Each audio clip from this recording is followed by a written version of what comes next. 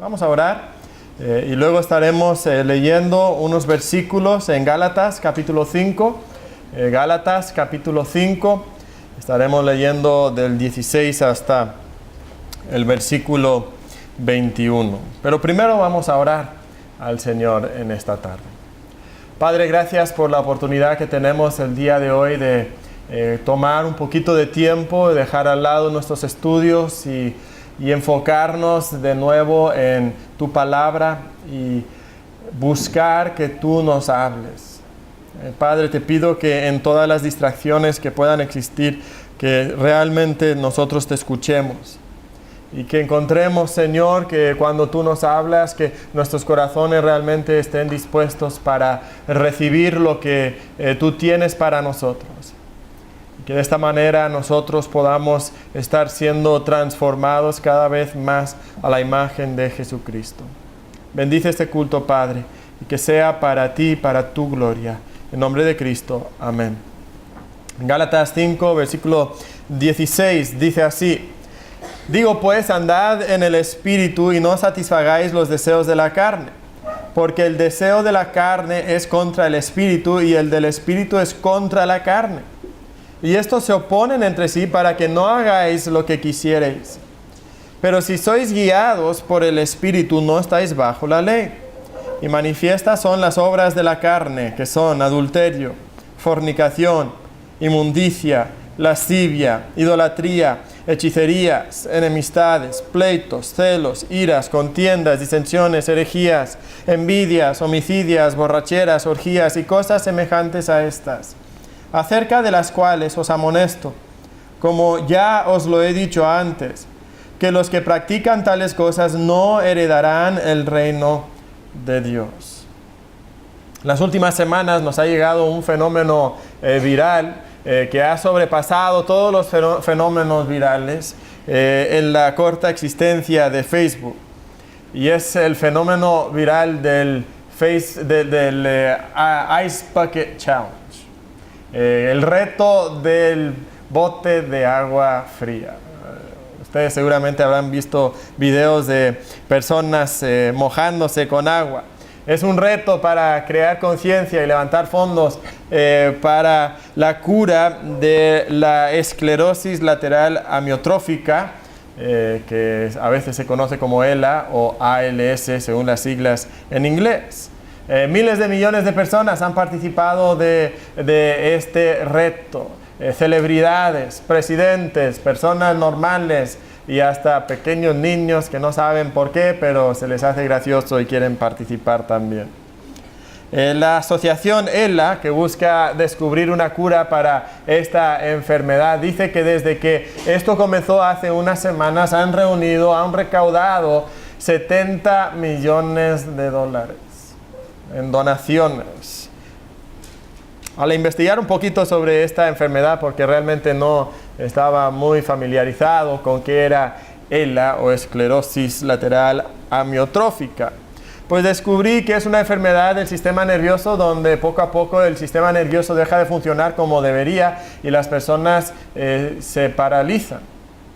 A tal grado que la mayoría de las personas que son diagnosticadas con esta enfermedad mueren entre 2 y a máximo 5 años después de que le diagnostiquen con esa enfermedad. Es una enfermedad que no tiene cura. Y por eso buscan crear conciencia en cuanto a esta enfermedad.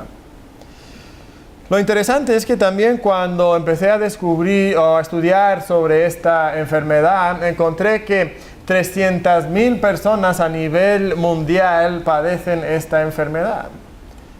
Son muchas, pero realmente no son tantas. Especialmente cuando nosotros lo consideramos a la luz de otras enfermedades como el cáncer. El cáncer mueren 8 millones de personas al año mueren del cáncer. Se estima que un 31% de la población mundial padecerá algún tipo de cáncer en el transcurso de su vida, que implica que más de 2,000 millones de personas van a padecer del cáncer. Y pues obviamente es muy noble lo que se está haciendo para buscar la cura de ELA. Pero es un grupo realmente más o menos reducido en cuanto a el número de personas que padece esta enfermedad. Y parece que es pues mucho estruendo, ¿verdad? Mucho ruido, mucha atención para algo que afecta a un porcentaje muy mínimo de la población mundial. Pudiéramos pensar que mejor sería invertir el tiempo y el dinero en el cáncer o en buscar curas para otras enfermedades más comunes, pero al pensar en todo este fenómeno viral me hizo recordar y pensar en otra enfermedad que mata al 100% de las personas que padecen esta enfermedad. No solamente mata al 100% de las personas que lo padecen, pero el porcentaje de la humanidad que padece esta enfermedad es también el 100%. Y obviamente no estoy hablando de una enfermedad física, sino que estoy hablando de otra enfermedad que padecemos, y es el pecado. El pecado. Y esta enfermedad es algo que todos nosotros padecemos. Y esta semana nosotros, durante nuestro énfasis espiritual, vamos a enfocarnos sobre este tema del pecado. Queremos ver un diagnóstico de nuestra enfermedad. Queremos nosotros evaluar su gravedad y detectar sus síntomas y manifestaciones en nuestra vida, pero también enfatizar la cura que Dios nos da para esta enfermedad. Porque si bien no se ha encontrado la cura para el cáncer o para la ELA, sí hemos encontrado la cura para el pecado. Y el propósito de las siguientes semanas en Capilla es estudiar el fruto del Espíritu. Pero en esta semana de énfasis espiritual queremos enfatizar este lado un poco más negativo, que es el pecado. El pecado que existe en cada uno de nosotros. Pero para que no fuera solamente un invento de nosotros, tomé 6 pasajes bíblicos parecidos al que nosotros acabamos de leer. Pasajes que contenían una lista de pecados. Y empecé a estudiar esas listas y a agrupar esos pecados en grupos de pecados que más o menos pudieran tener alguna relación. Y encontré que hay 4 categorías de pecados generales. Primero pudiéramos encontrar pecados sexuales. Luego pecados del corazón, como avaricia, idolatría, etc. Pecados de nuestra boca, mentira, blasfemia, calumnia. Y luego pecados con nuestro trato de otras personas, nuestras relaciones interpersonales, enemistades, pleitos, divisiones. Luego habían otros pecados generales que realmente no cabían en ningún grupo en particular. Pero lo que vamos a hacer en estos días de semana de énfasis espiritual es tomar cada uno de esos temas y estudiarlos con un poquito de detenimiento para ver cómo se manifiesta en la vida del ser humano.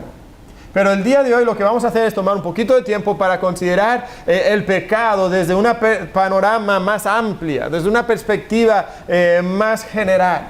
Queremos considerar qué es el pecado y cómo se ve en nuestra vida, qué consecuencias trae. Entonces vamos a empezar primero preguntándonos qué es el pecado.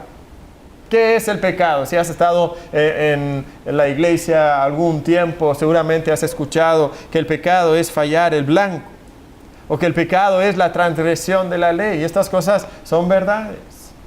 Es lo que la Biblia define, pero si quisiéramos tomar una definición un poquito más concreta, un poquito más teológica, por decir así, organizando todo lo que la Biblia enseña sobre el pecado, pudiéramos tomar la definición de un teólogo que se llama Grudem, y él define el pecado de esta manera: el pecado es no conformarse a la ley moral de Dios en acciones, actitudes o naturaleza. Es no conformarse a la ley moral de Dios en acciones, actitudes o naturaleza. Ahora, varias cosas que podemos destacar aquí. Primero, el no conformarse a la ley moral de Dios. Lo que eso destaca para nosotros es que Dios tiene un estándar. Y este estándar Él lo expresa o nos lo ha expresado en la Biblia con ciertos mandamientos.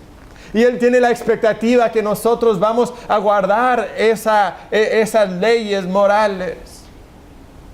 ¿Por qué? Porque esas leyes morales vienen del mismísimo carácter de Dios. Y cuando nosotros pecamos, nosotros vamos en contra del carácter de Dios. Es una ofensa en contra de su persona. Pero también nos dice esa definición que el pecado es acciones, actitudes o naturaleza. Ahora, nosotros normalmente cuando pensamos en pecado, pensamos en acciones. Por ejemplo, alguien asesina a otra persona. Nosotros sabemos, obviamente, eso es un pecado, va en contra de la ley de Dios. Pero normalmente nosotros pensamos en pecado en ese término de una acción que se lleva a cabo. Pero la definición nos dice que el pecado no es solamente una acción, sino es que más. Es una actitud.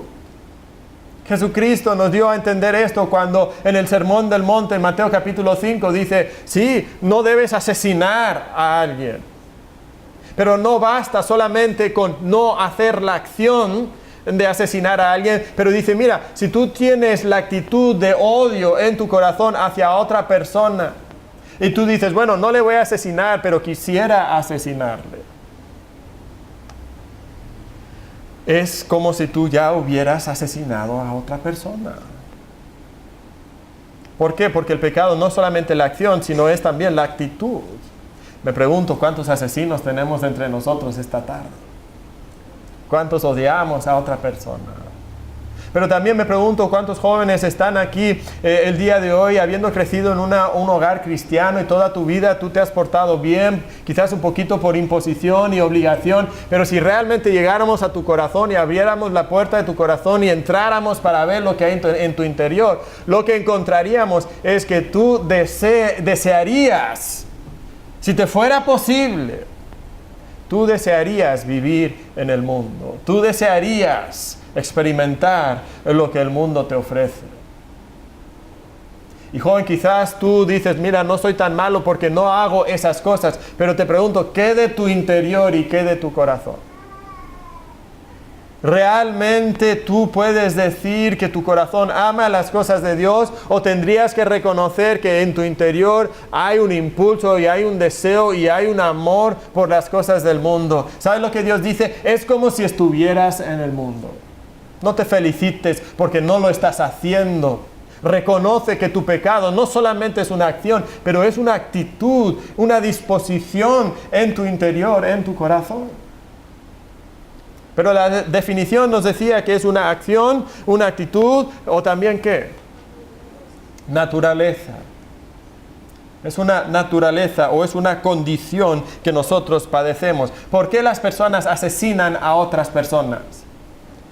Bueno, probablemente porque se odian. ¿Pero por qué se odian? Bueno, viene por su naturaleza pecaminosa. Algunos hombres querían asesinar a Jesucristo, ¿te acuerdas? Jesucristo los confronta en Juan capítulo 8, versículo 44. Si tienes ahí tu Biblia, puedes buscar Juan 8. Y Jesucristo les acusa de que ellos quieren matarle. Ellos lo niegan, por supuesto, pero Jesucristo empieza a poner el dedo directamente sobre su corazón y nos dice por qué ellos quieren asesinar a Jesucristo. Y mira lo que dice Juan 8:44. Vosotros sois de vuestro padre el diablo, y los deseos de vuestro padre queréis hacer. Él ha sido homicida desde el principio y no ha permanecido en la verdad porque no hay verdad en él. Cuando habla mentira, de suyo habla porque es mentiroso y padre de mentira. ¿Por qué estas personas quieren asesinar a Jesucristo? Por su naturaleza espiritual. ¿De quién son hijos? Son hijos del diablo. Son hijos de Satanás y su naturaleza, su condición espiritual los impulsa a tener esas actitudes y a llevar a cabo esas acciones, porque el pecado no es solamente una acción, sino es también una actitud, pero también es una condición, una naturaleza que nosotros tenemos dentro de nosotros. Es por eso que cuando el apóstol Pablo nos describe al ser humano sin Cristo, dice que está muerto en sus delitos y pecados, que sigue la corriente del príncipe de la potestad del aire y que es hijo de desobediencia. O sea, su naturaleza es desobediencia. Su tendencia natural es a la desobediencia. Y luego sigue hablando en el siguiente versículo, en Efesios capítulo 2, 3, y dice que éramos por naturaleza hijos de ira, lo mismo que los demás. O sea que por nuestra naturaleza nosotros nos exponemos a la ira de Dios. ¿Por qué? ¿Por lo que hemos hecho? Sí. ¿Por las actitudes que hay en nuestro corazón? Sí.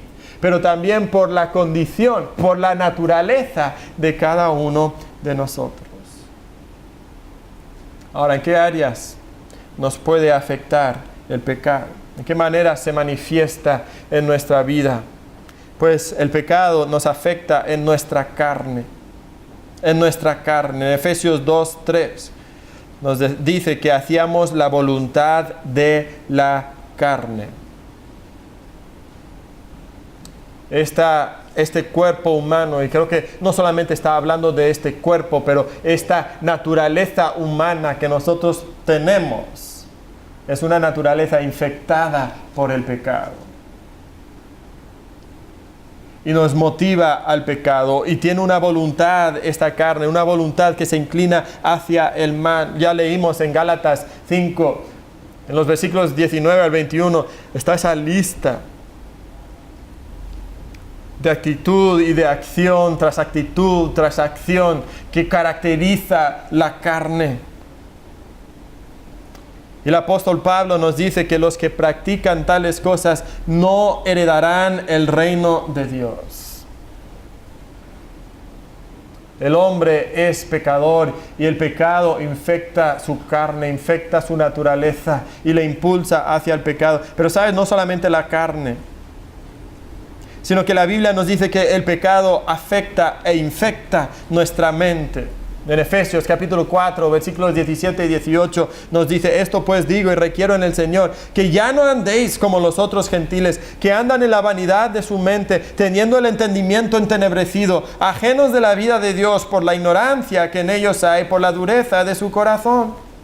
¿Qué dice acerca del ser humano sin Cristo? Dice que está ciego, que tiene el entendimiento entenebrecido.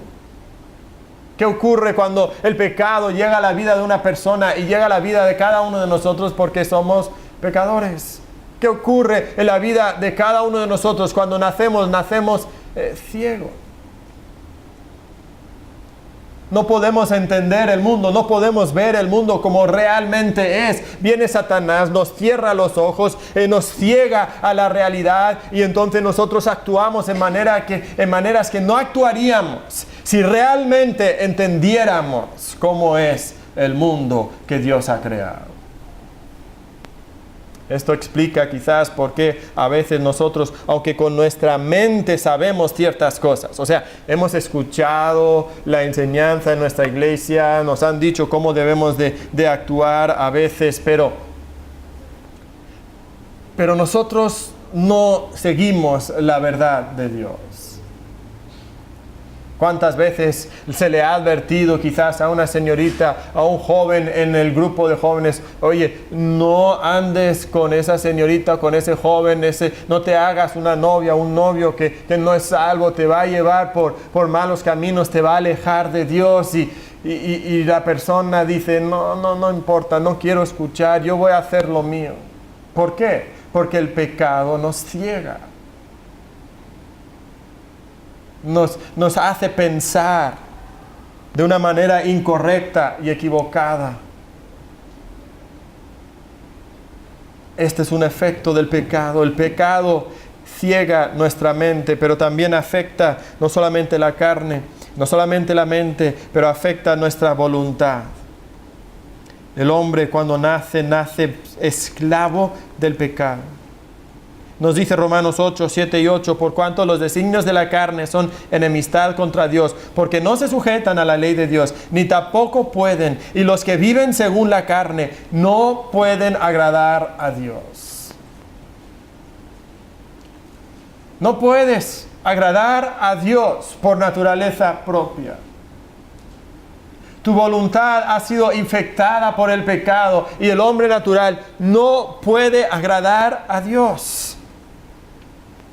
En parte es por el siguiente diagnóstico. Tenemos una enfermedad de nuestro corazón, nos afecta nuestra mente, nos afecta nuestra voluntad, nos afecta nuestra carne, nos afecta nuestro corazón. El versículo más conocido sobre esto es Jeremías 17:9, ¿verdad? ¿Qué dice? Nos dice, engañoso es el corazón, más que todas las cosas, y perverso, ¿quién lo conocerá? Así es el corazón del ser humano. Y joven, la conclusión a la que tenemos que llegar es que el pecado nos infecta en cada rincón de nuestro ser. Así es el pecado. Dios describe a una generación maligna, la generación de de Noé. ¿Y cómo lo describe en Génesis 6?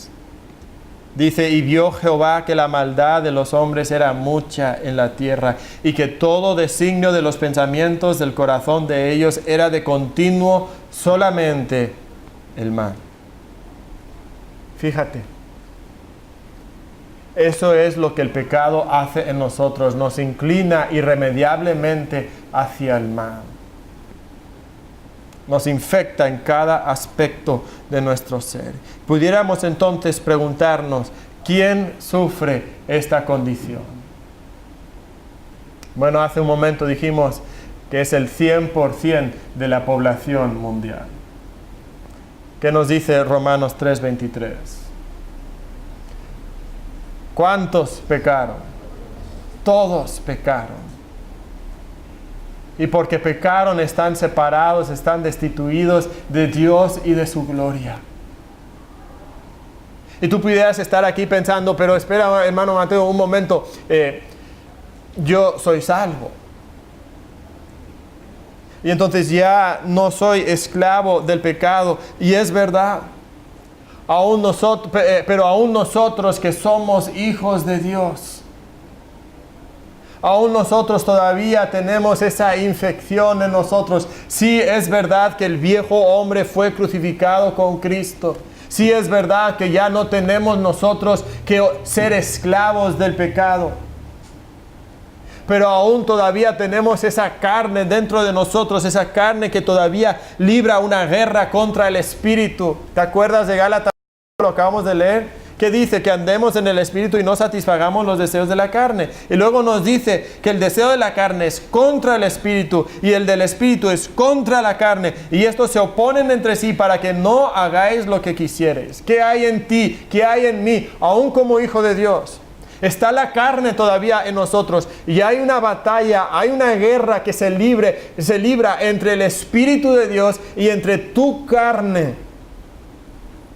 Y es por eso que a veces tú te encuentras haciendo cosas que desearías no hacer. Que en tu mente, en tu espíritu dirías, no, yo no quiero hacer eso. Yo no quiero pecar de esta manera. Y aunque tienes ciertos deseos de hacer el bien, luego te encuentras tropezando y cayendo y pecando. ¿No es verdad?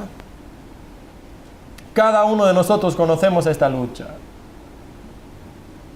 A veces yo me asusto de la debilidad que siento en mí cuando viene el pecado.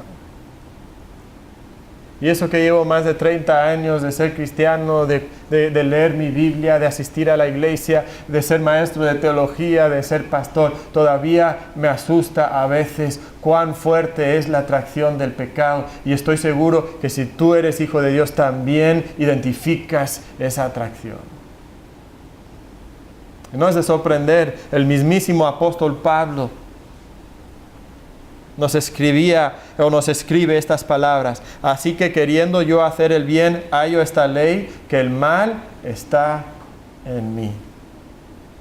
Porque según el hombre interior me deleito en la ley de Dios, pero veo otra ley en mis miembros que se rebela contra la ley de mi mente y que me lleva cautivo a la ley del pecado que está en mis miembros. Miserable de mí, ¿quién me librará de este cuerpo de muerte?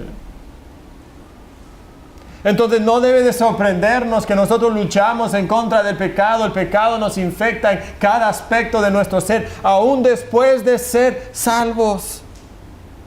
Pero joven, lo más triste es que nosotros no tendríamos que ceder ante el pecado. Sí, el pecado todavía nos asedia, pero no tendríamos que ceder.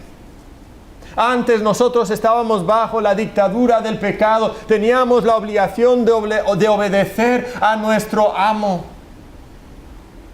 Pero ahora que nosotros somos salvos, no tenemos que pecar.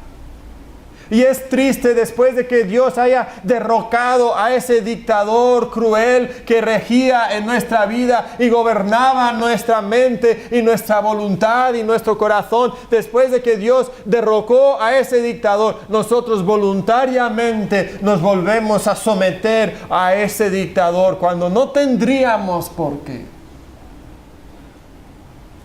Porque Cristo nos ha librado del pecado.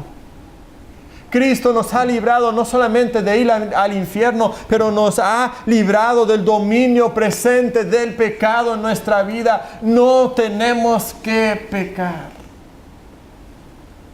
Y es triste cómo nosotros en nuestra vida día tras día escogemos una y otra vez pecar por decisión y por voluntad propia. Y es triste ver cómo las consecuencias del pecado se manifiestan en la vida no solamente del inconverso, pero también de tantos jóvenes cristianos. ¿Cuáles son las consecuencias del pecado? Pues trae consecuencias. Y la estrategia de Satanás es la estrategia de los dictadores. ¿Qué hacen los dictadores? Tienen una estrategia que se llama pan y palo. Con una mano te dan pan, te hacen depender de ellos, te hacen sentir que necesitas a los dictadores porque si no, no tendrías comida. Y con la otra agarran un palo y te están pegando y te están quitando tus libertades y te están haciendo sufrir. Y eso es exactamente lo que hace Satanás. Nos prepara un bocado suculento de pecado que nos atrae y nos seduce, pero con la otra mano el pecado nos ataca y nos destruye nuestra vida. Piensa en el inconverso.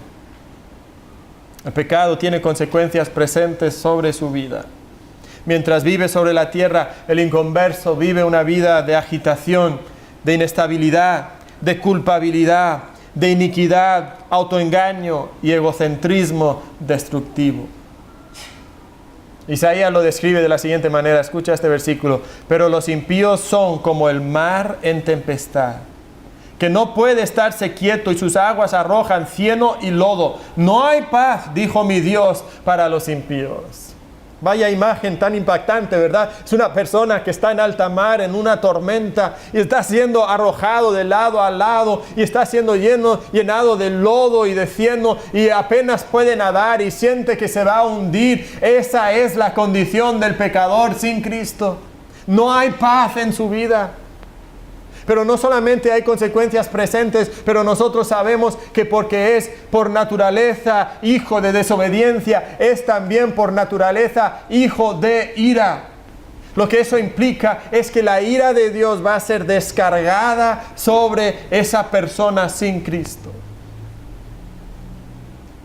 Y que cuando esa persona muera va a ir a la presencia de Dios, porque está establecido para el hombre que muera una sola vez y después de esto el juicio. Y ahí va a ser juzgado por su pecado y Dios lo va a condenar y va a ir a ese lugar que arde con fuego y azufre y va a pasar toda la eternidad separado de Dios, separado de la única fuente de gozo que es Dios. Y ahí va a sufrir eternamente. Esas son las consecuencias del pecado sobre el inconverso. Y aquí en una universidad cristiana nosotros suponemos que todos somos salvos. Pero es posible que aún entre nosotros existan personas que no son salvas. Y que esa pudiera ser tu condición en esta tarde.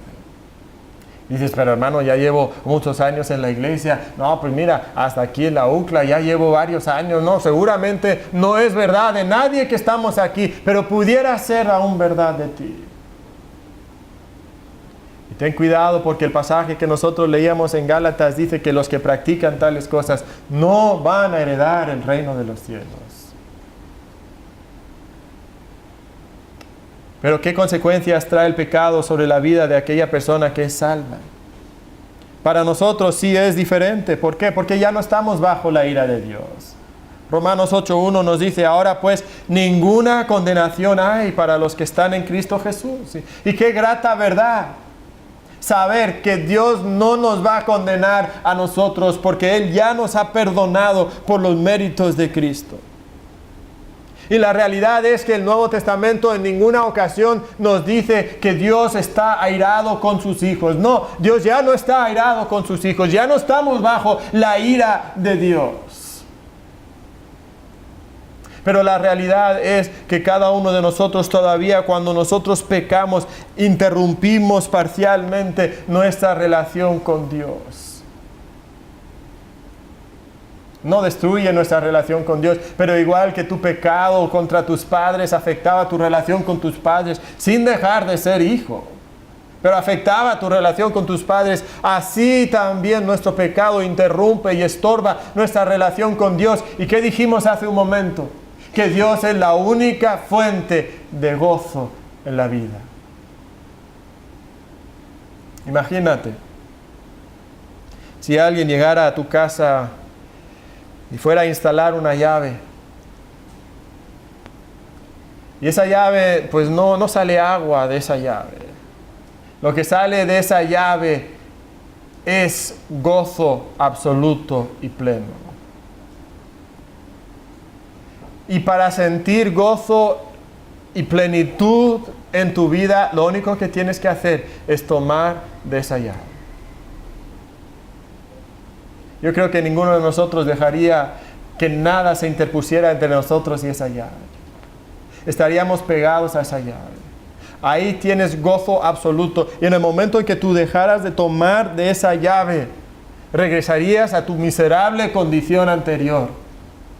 Perderías ese gozo y ese placer infinito que tú estás experimentando. ¿Tú dejarías que algo se interpusiera entre ti y esa llave? No. Entonces, ¿por qué, joven, permites que el pecado se interponga entre tú y Dios? Dios, la única fuente de gozo y felicidad verdadera. Día tras día nosotros escogemos el pecado y sabes que aunque no sufrimos la condenación y la ira de Dios, todavía el pecado tiene consecuencias presentes en nosotros.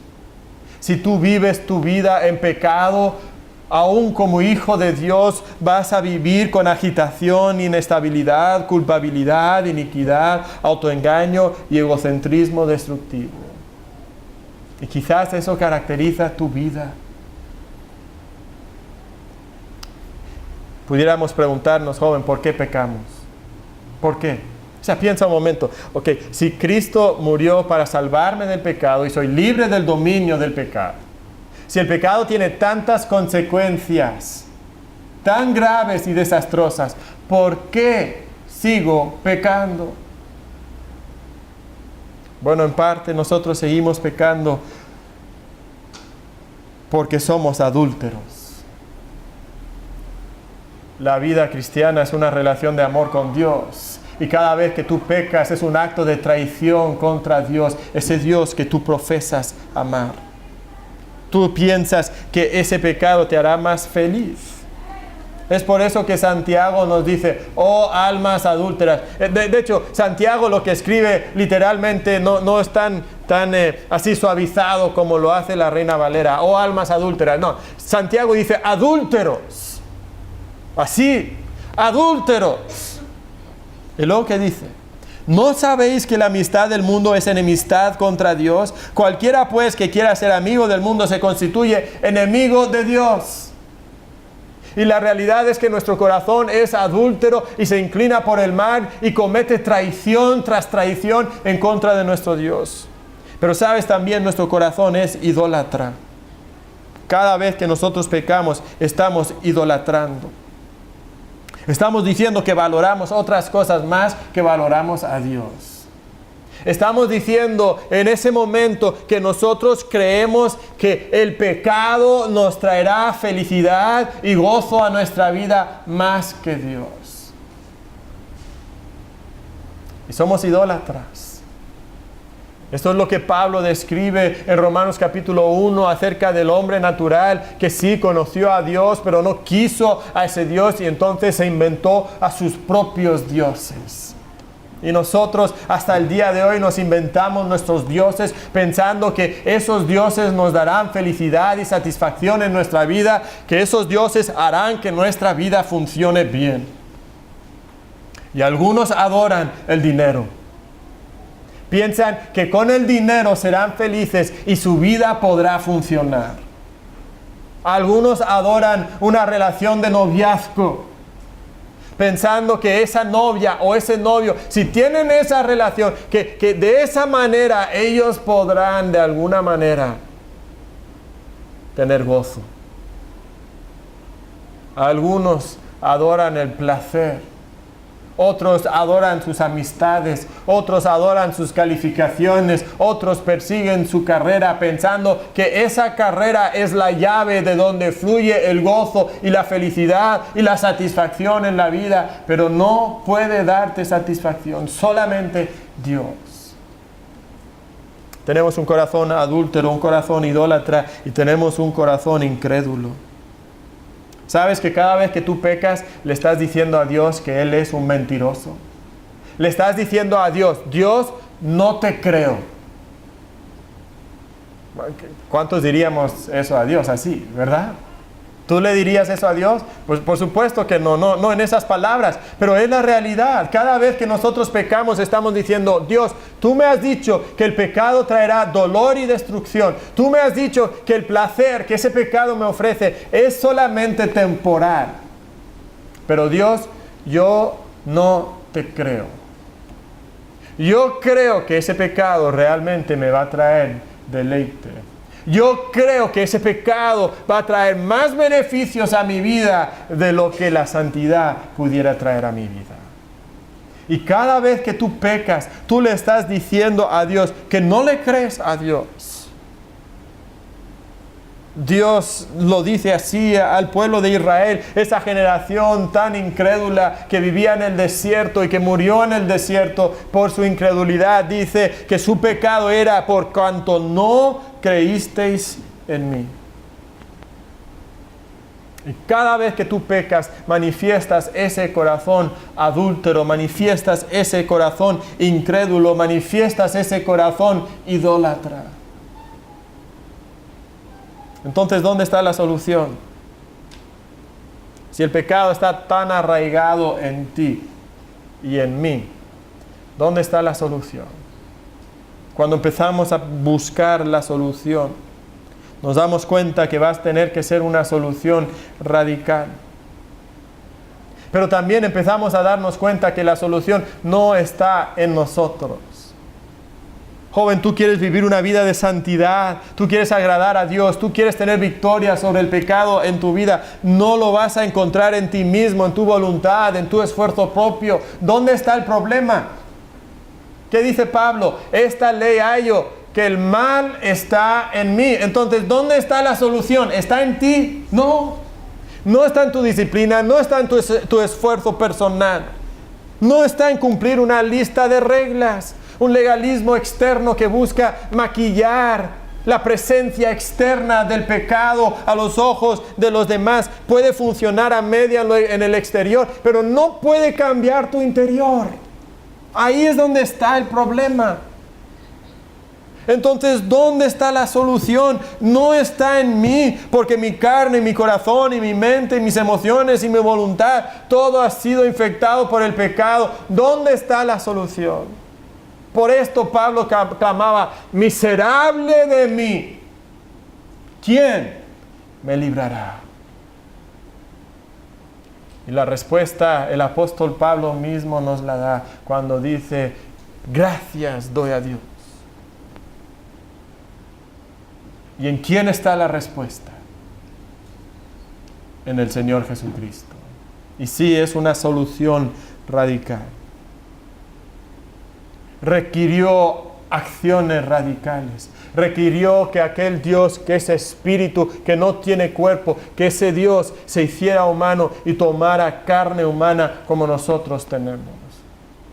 Requirió que ese Dios que es perfecto en santidad, que no puede ver el pecado, que ese Dios caminara en un mundo lleno de lodo y de cieno y de pecado, ese mundo que nosotros hemos creado. Requirió que ese Dios que había existido en perfecta eternidad, en perfecta armonía por toda la eternidad, Dios Padre, Dios Hijo, Dios Espíritu Santo, que esa relación perfecta se interrumpiera cuando Dios depositó sobre Cristo tus pecados y mis pecados.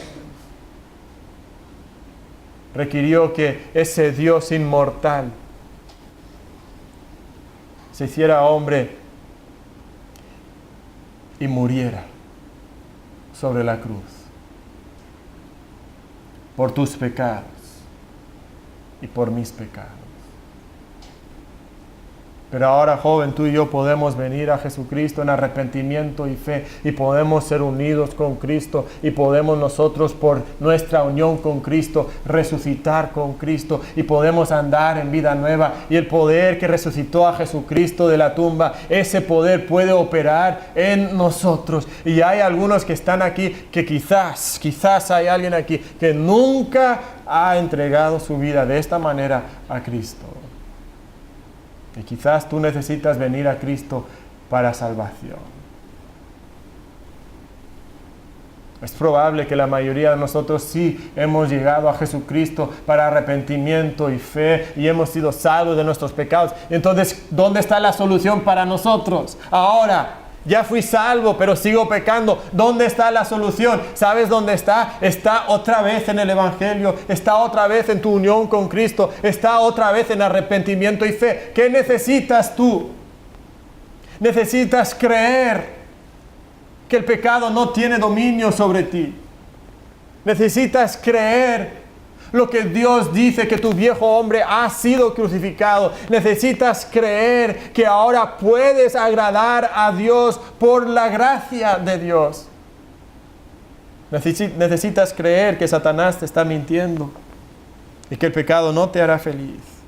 Necesitas predicarte el Evangelio todos los días. Pensamos que el Evangelio es para el inconverso, pero tú también, que eres hijo de Dios, necesitas creer lo que Dios dice y arrepentirte de tu incredulidad, arrepentirte de tu corazón adúltero, arrepentirte de esa tendencia hacia el pecado que tanto te gusta. ¿Qué necesitas, joven? Necesitas arrepentimiento y fe. Pero eso es para el momento de salvación. Sí, pero también es para cada momento de tu vida después de la salvación. Y la realidad es que hay un corazón de incredulidad en tantos de nosotros, y por eso el pecado se manifiesta en nuestras vidas, se manifiesta en nuestras relaciones personales, con pleitos y enojos. Se manifiesta en nuestras actitudes, en el corazón, orgullo, tu amargura en contra de tus padres, la envidia que sientes de otras personas a tu alrededor. Se manifiesta en tus conversaciones, las maldiciones que tú dices, los temas inapropiados que tocas en tus conversaciones, quizás tus gritos de enojo en contra de tus padres. Se manifiesta en tu falta de santidad en cuanto a los deseos de tu carne. Se manifiesta en tu hábito de pornografía. Se manifiesta en tu trato con tu novio o tu novia. Se manifiesta en la música mundana que escuchas, que llena tu mente de sensualidad y de sexualidad. ¿Por qué? Porque no vivimos vidas de fe y arrepentimiento, creyendo el Evangelio de Jesucristo todos los días. Pero joven, quizás tú estás aquí en esta tarde y tú sigues jugando con el pecado. Sigues jugando con el pecado. Quizás lo puedes esconder a cierta manera para que la mayoría de las personas no lo vean, y quizás estás en el dormitorio, y quizás estás en tu iglesia, y quizás hasta en tu casa, pocas personas se dan cuenta, pero es posible que entre nosotros estemos nosotros jugando algunos con el pecado. Y déjame decirte que las consecuencias del pecado son devastadoras. Traerá agitación a tu vida, te llenará de inestabilidad, brotará en frutos amargos que van a destruir tu vida. No juegues con el pecado. No juegues con el pecado. Hoy Dios quiere que tú le creas. Hoy Dios quiere que tú vengas a Él en fe y arrepentimiento de aquellos pecados donde tú sigues jugando. Que tú lo entregues a Dios. Y dices, ay hermano, pero lo he intentado tantas veces. Es que necesitas volver al Evangelio. Necesitas volver al pie de la cruz y ahí ver a Jesucristo y ver el sufrimiento de Cristo y recordar lo que Él hizo por ti y recordar que con Cristo estoy juntamente crucificado. Recordar que tu viejo hombre ha sido crucificado. Que el pecado ya no tiene dominio sobre ti. Y porque Cristo murió por ti, ahora tienes la presencia del Espíritu Santo en tu vida y ahora puedes andar en el Espíritu y no satisfacer los deseos de tu carne. Joven, yo te pregunto, ¿estás jugando con tu pecado? Estás jugando con tu pecado. El pecado te va a destruir. No juegues con él. Padre, gracias porque Jesucristo murió en la cruz por nuestros pecados. Gracias que Jesucristo nos salvó. Y ya no estamos bajo el dominio del pecado. Pero Padre, danos fe y arrepentimiento. Fe para creer lo que tú nos dices. Arrepentimiento para ir dejando cada vez más hábitos de pecado. Patrones de pecado que todavía nos esclavizan. Padre, haznos ser más que vencedores por medio de aquel que nos amó. Y gracias por lo que Cristo hizo en nuestra vida. Danos fuerzas espirituales para vivir lo que ya es una realidad. Ayúdanos, Padre, que no juguemos con el pecado. En nombre de Cristo lo pedimos. Amén.